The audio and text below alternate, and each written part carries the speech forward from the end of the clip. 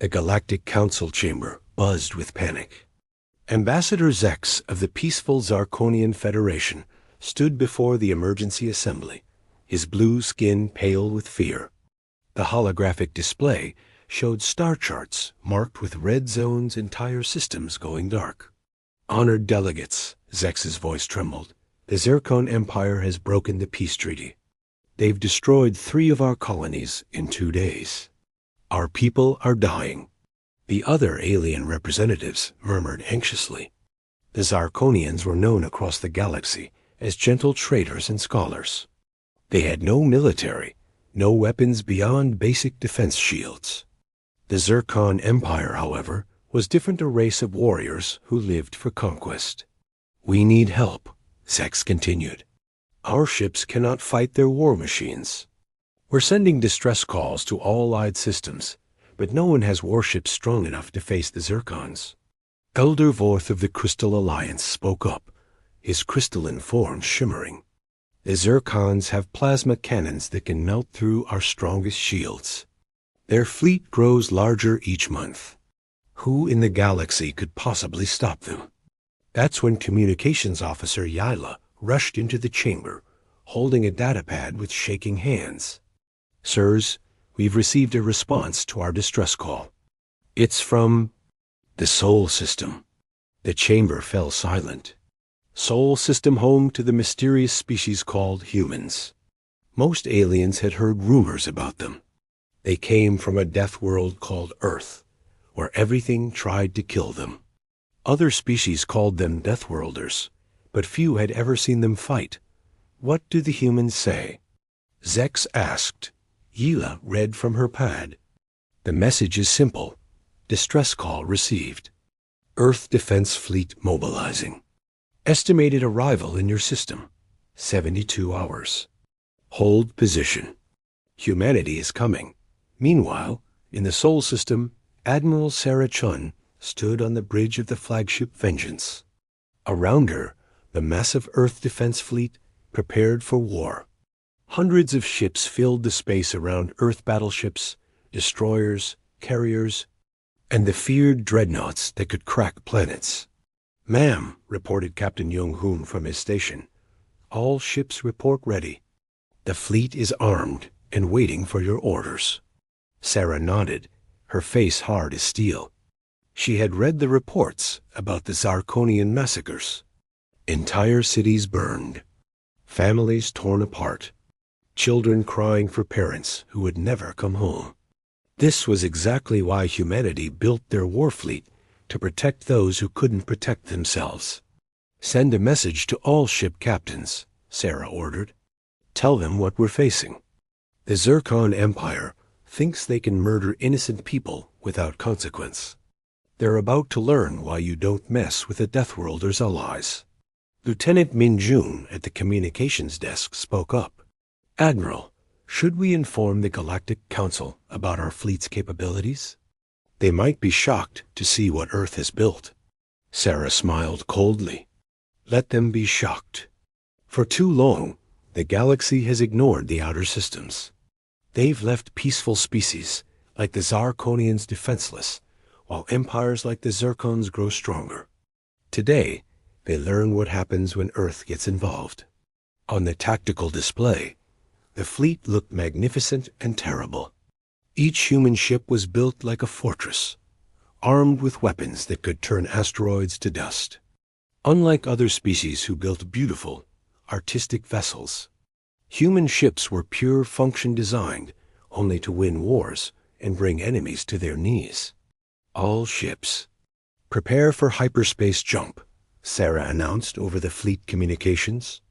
"We're going to show the Zircons that their reign of terror ends now. They wanted a war well. They're about to get one against humanity's finest." As the fleet prepared to leave, Engineer Seo Yeon ran final checks on the weapon systems. Each ship carried enough firepower to level cities. The humans had learned from Earth's harsh lessons in a universe full of predators. Only the strongest survived. And humanity had grown very, very strong. The jump to hyperspace began. Hundreds of human warships disappeared from Sol System, racing toward the Zarkonian homeworld. In 72 hours, the Zircon Empire would face something they had never encountered before: humans protecting their friends. Back in the Galactic Council chamber, Zex stared at the empty space display. Soon, his people would either be saved or doomed completely. He had no idea what kind of force was coming to help them. He only knew that Earth had answered their call for help. The countdown began. 71 hours. 59 minutes until humanity arrived. Asterisk the Zarkonian, homeworld of Kepler 442b, hung in space like a blue jewel. But its beauty was marred by the dark shapes surrounding it. Zircon warships formed a blockade around the planet, their black holes gleaming with weapon ports. On the surface below, cities burned while evacuation ships tried desperately to escape the orbital bombardment.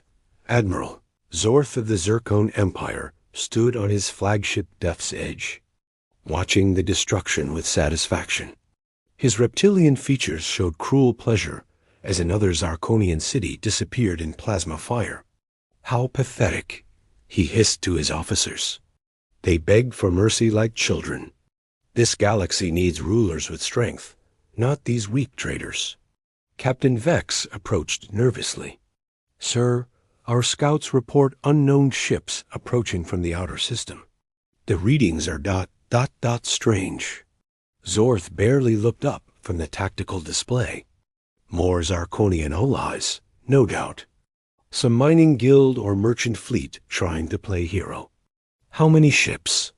Sir, our sensors are having trouble getting an exact count. The formation is massive, and their technology seems different from anything in our databases. For the first time, Zorth felt a flicker of concern. Show me. The main screen shifted to display the edge of the star system. What they saw made every Zircon warrior freeze in shock. The approaching fleet wasn't just large, it was enormous. Hundreds of ships moved in perfect formation, their designs unlike anything seen in galactic space. Where most alien vessels were smooth and curved, these ships looked angular and brutal, covered in armor plating and weapon emplacements. By the void, whispered Communications Officer Klex. Sir, I'm reading energy signatures that don't match any known species. These ships, they're radiating more power than our entire fleet combined. Zorth's confidence began to crack. Send a challenge. Demand they identify themselves or face destruction. The response came immediately. Broadcast on all frequencies in perfect galactic standard. This is Admiral Sarah Chun of the Earth Defense Fleet. You are in violation of Galactic Council, Resolution 847, regarding attacks on peaceful worlds. Withdraw your forces immediately or face the consequences. Zorth had never heard of Earth, but he wasn't about to back down from unknown aliens.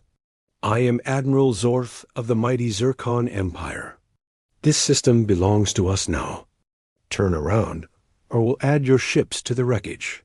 On the bridge of the Vengeance, Sarah Chun smiled coldly at Zorth's transmission.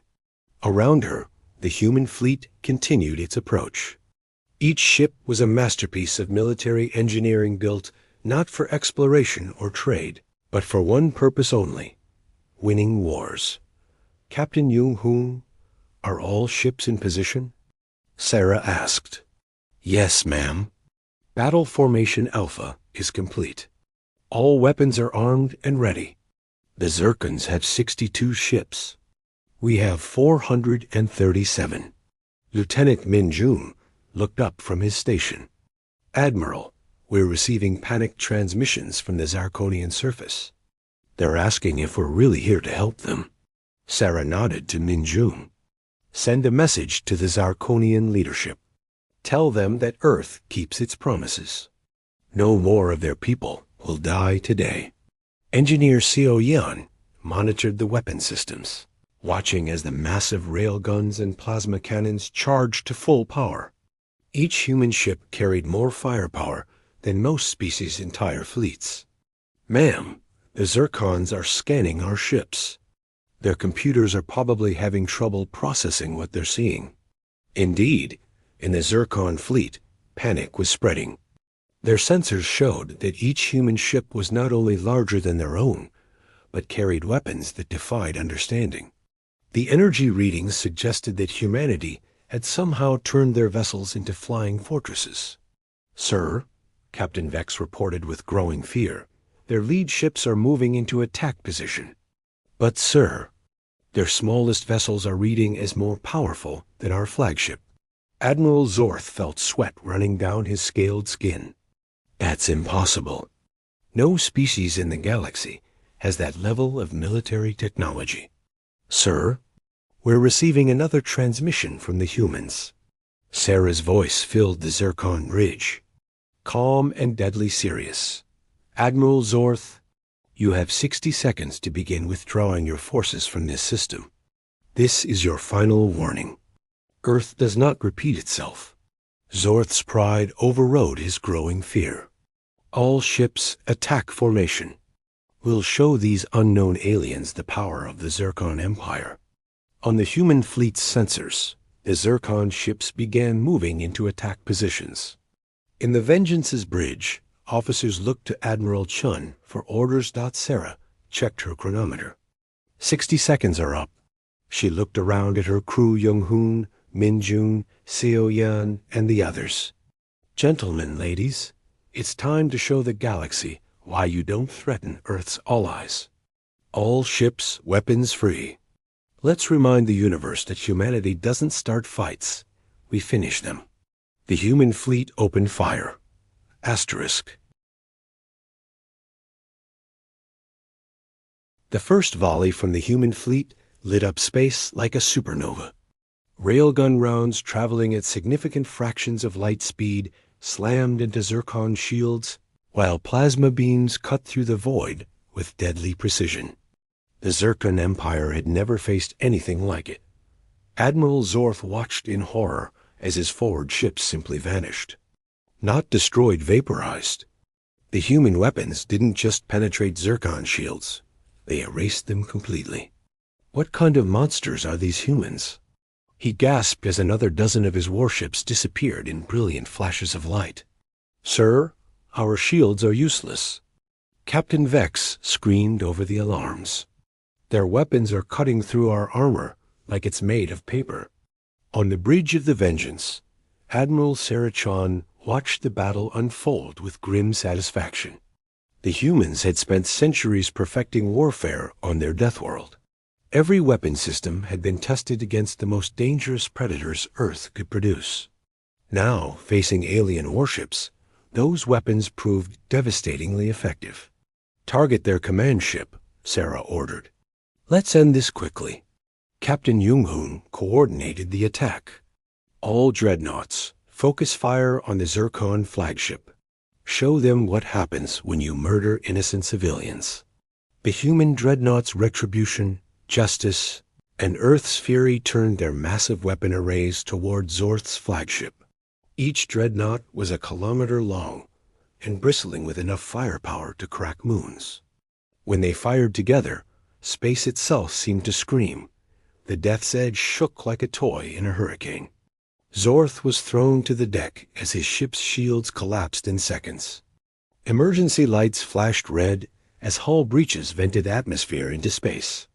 "Impossible," he wheezed. "We're the strongest military force in this galaxy." Lieutenant Min-jun monitored communications from his station. "Admiral, we're receiving surrender requests from 17 Zircon ships. They're begging us to stop firing." Sarah considered this. In human military doctrine, mercy was shown to those who deserved it. But the Zircons had murdered helpless civilians. "Patch me through to their fleet." Her voice broadcast across all Zircon frequencies. "This is Admiral Chun. Any ship that immediately ceases fire and powers down weapons will be spared. Any ship that continues fighting will be destroyed. You have 30 seconds to decide." The response was immediate. Half the remaining Zircon fleet went dark, their crews choosing survival over pride. But Admiral Zorth, bleeding from a head wound on his damaged bridge, refused to surrender. "Never!" he roared, The Zircon Empire does not bow to unknown aliens. All remaining ships ramming speed. If we die, we take them with us. 20 Zircon vessels charged toward the human fleet in a desperate suicide attack. It was a tactic that might have worked against other galactic species. But humans have learned warfare from Earth's most vicious predators. Engineer SEO Yeon quickly calculated intercept courses. Ma'am, their remaining ships are attempting ramming attacks. Should we deploy countermeasures? Negative, Sarah replied calmly. Let them come. All ships, defensive formations. Show them why Earth builds the strongest hulls in the galaxy. The Zircon ships struck the human battle line at full speed. It was like bugs hitting a windshield. Human ships were built to withstand asteroid impacts and solar radiation. Zircon vessels simply crumpled against their reinforced hulls, causing minimal damage to the human fleet while destroying themselves completely. Admiral, Zorth's flagship was the last to make contact. The Death's Edge slammed into the side of the human cruiser Defiant in a massive explosion that lit up the system. When the plasma cleared, the Defiant had some scorch marks on its armor plating. The Death's Edge was gone. All Zircon ships destroyed or surrendered, ma'am, reported Jung-hoon. Total human casualties, 0. Minor hull damage to 3 ships. The battle was over in less than 10 minutes. The mighty Zircon fleet that had terrorized peaceful worlds for months had been utterly crushed by humanity's first display of military power outside. Sol system. On the surface of Kepler 442b, Zarkonian civilians emerged from shelters to see the human fleet in orbit above them. The massive Earthships looked like protective guardians, their weapon arrays now silent but ready. Ambassador Zex stood in his damaged Capitol building, staring at the communication screen. A human face appeared, Admiral Sarah Chun, looking tired but satisfied. Ambassador, Sarah said simply, your people are safe now. The Zircon blockade has been eliminated. Earth Defense Fleet medical ships are en route to provide humanitarian aid. Zex's voice shook with emotion. Admiral Chun, your species has saved us all. We cannot thank you enough. But I must ask, how did humans become so powerful? Your fleet destroyed the Zircons as if they were children playing with toys. Sarah's expression grew serious. Ambassador, humanity comes from a world that tried to kill us every single day for millions of years. We learned to survive by becoming the deadliest predators in our ecosystem. When we reached the stars, we brought that knowledge with us. The age of human dominance in the galaxy had begun. Asterisk. News of the Zircon defeat spread across the galaxy faster than light itself. In government chambers, military academies, and trading posts throughout known space, the same impossible story was being told. An unknown species called humans had destroyed the entire Zircon war fleet in 10 minutes on the Galactic Council station orbiting Proxima Centauri. Emergency sessions ran day and night. Elder Vorth of the Crystal Alliance paced nervously, his crystalline form flickering with anxiety. Surely the reports are exaggerated, he insisted.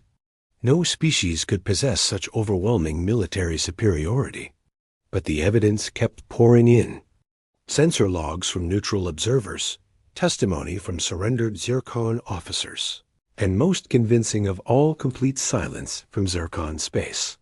Their empire, which had controlled 47 star systems just days ago, had simply stopped communicating.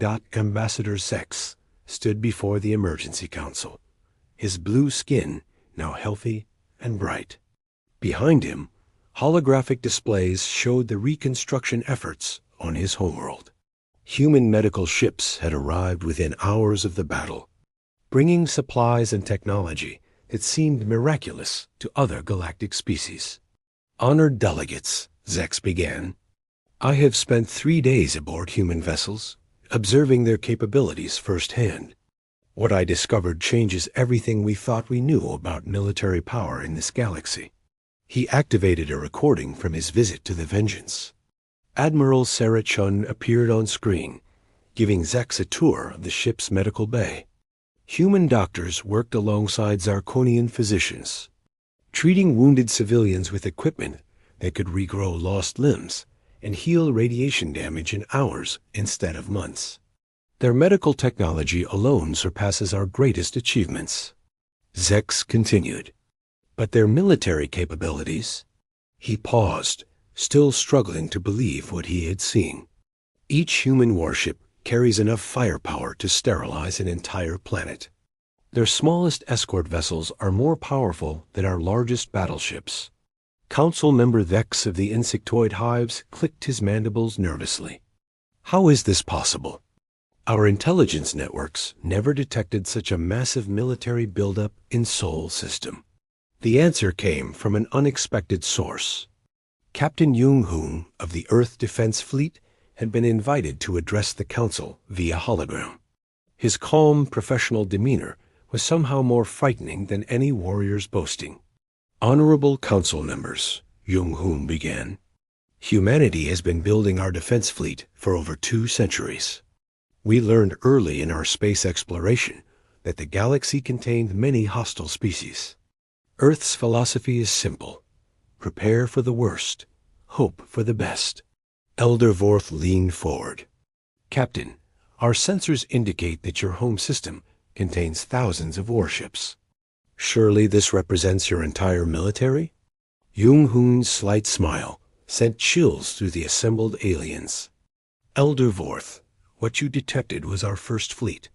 Earth maintains 7 full battle fleets, plus system defense forces, patrol squadrons, and our Special Operations Division. The silence that followed was deafening. If humanity's first fleet alone could obliterate the Zircon Empire, what could 7 fleets accomplish? Meanwhile, in the ruins of Zircon space, human task forces were conducting what Admiral Chun had termed cleanup operations. Lieutenant Min-jun coordinated refugee efforts from aboard the Mercy, one of humanity's hospital ships. The massive vessel was larger than most species' capital ships, but carried healing technology instead of weapons. Ma'am, reported Ensign Torres, we have located another Zircon labor camp. Approximately 2,000 Zarkonian prisoners, mostly civilians who are being used as slaves. Min-jun nodded grimly. The deeper humanity looked into Zircon space, the more atrocities they discovered. Entire species had been enslaved or exterminated by the empire that the galaxy had feared for so long.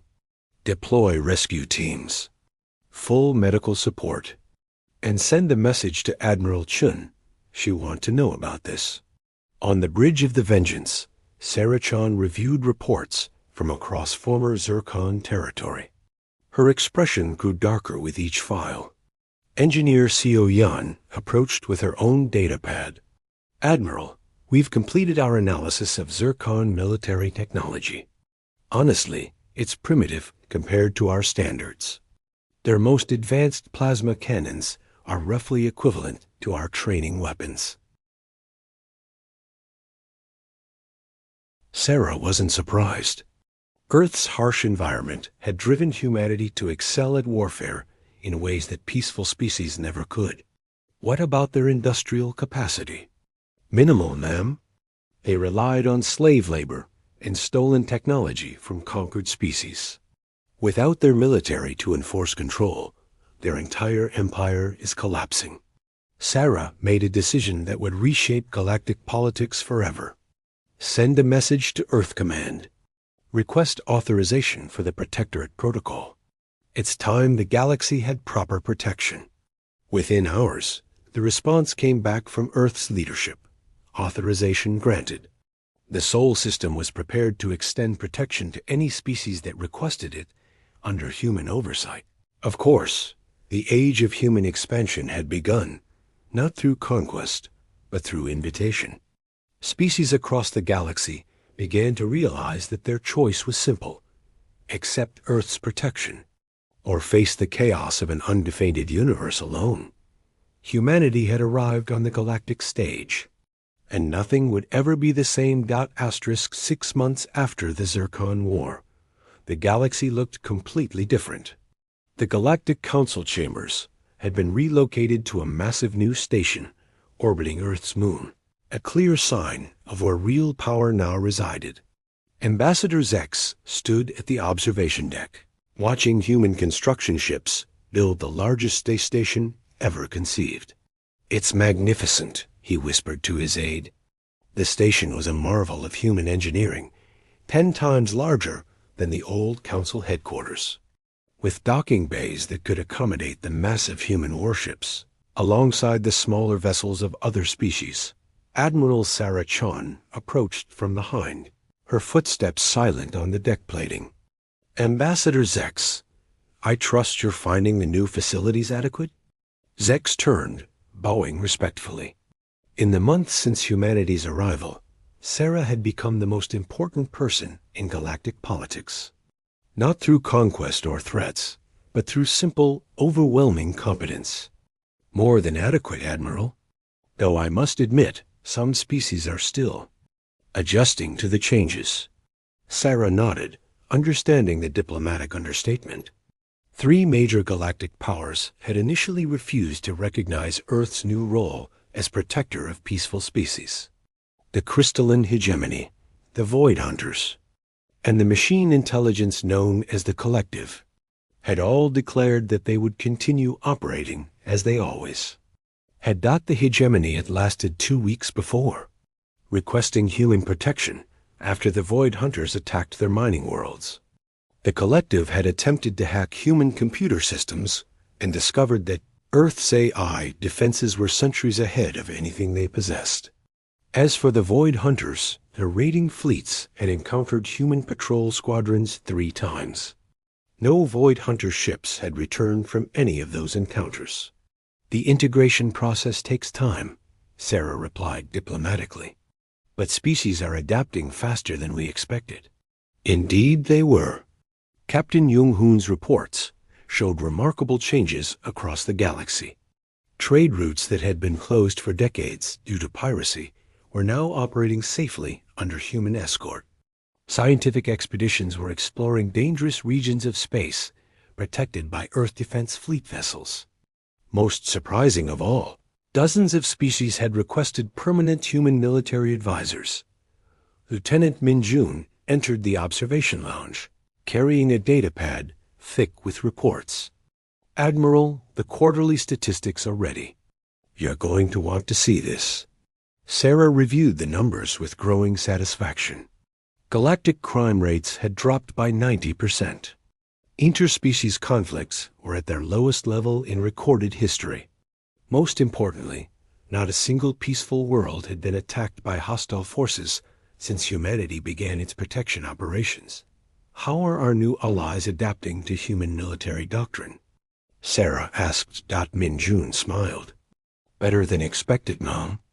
The Zarkonians have established their own defense fleet using modified human designs. Nothing compared to our ships, of course, but effective enough to handle pirates and raiders. Ambassador Zex has been personally overseeing their training."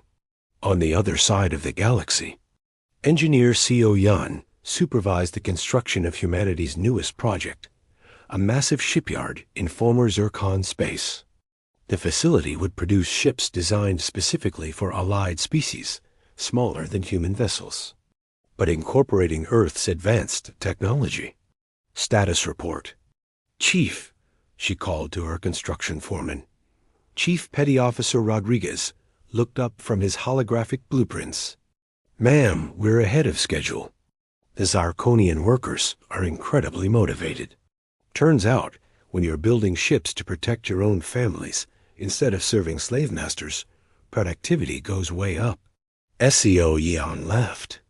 Humanity had learned that the best way to maintain galactic peace wasn't through fear, but through partnership.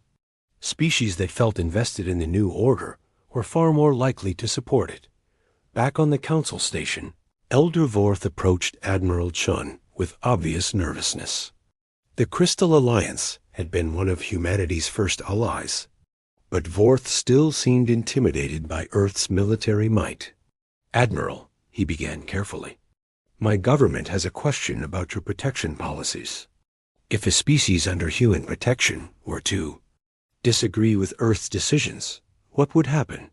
Sarah's expression remained neutral.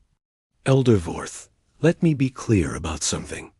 Earth doesn't rule the galaxy. We protect it. Any species is free to leave our protection at any time.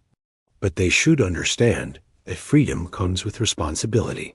She gestured toward the viewport, where human patrol ships moved in formation with vessels from a dozen allied species.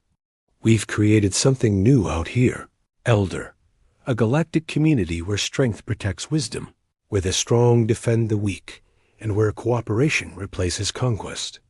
Species that choose to remain part of this community prosper.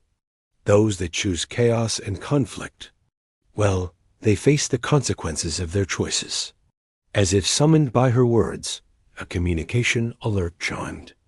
The message was from the Outer Rim. Another species was requesting Earth's protection from raiders. It was the 15th such request this month. Sarah smiled as she authorized the deployment of a human task force. The galaxy was learning that humanity offered something no previous power ever had: protection without conquest. Strength without tyranny. The Deathworlders had inherited the stars, not through war, but through humanity's greatest weapon, the promise that good people would always have someone watching their backs. The age of Earth's galactic protectorate had truly begun. The end asterisk.